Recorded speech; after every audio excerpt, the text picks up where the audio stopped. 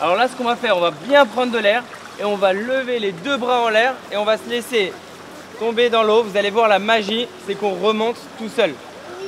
On essaie de vivre cette magie tous ensemble. Allez, vous êtes prêts? Allez, 1, 2, 3.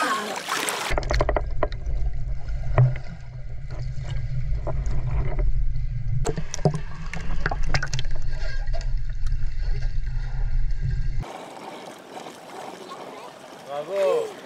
En fait, quand je tombe dans l'eau, soit je nage, soit je fais la planche, l'étoile de mer, ou mon corps me sauve. Nous, c'était la noyade qui nous faisait peur. Et moi, je voulais vraiment qu'ils soient en capacité tout de suite de se mettre sur le dos et de savoir remonter en cas de problème, en fait.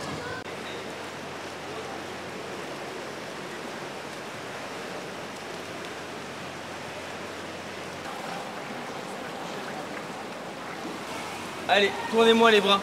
Je veux voir. Là, tu les tournes en arrière.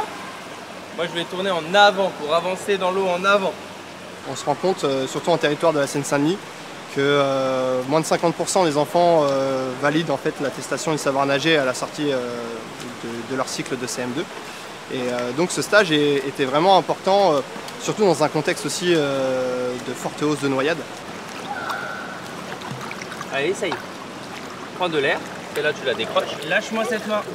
Lâche-moi cette main du bord. Mets ta tête en arrière et sors ton ventre. Sors ton ventre. On peut effectivement être amené à des enfants qui ont très peur et qui n'ont pas été habitués au bassin, parce que aussi les parents, on peut remonter à une explication où les parents eux-mêmes ont peur de l'eau, donc ils n'ont pas été habitués au bassin.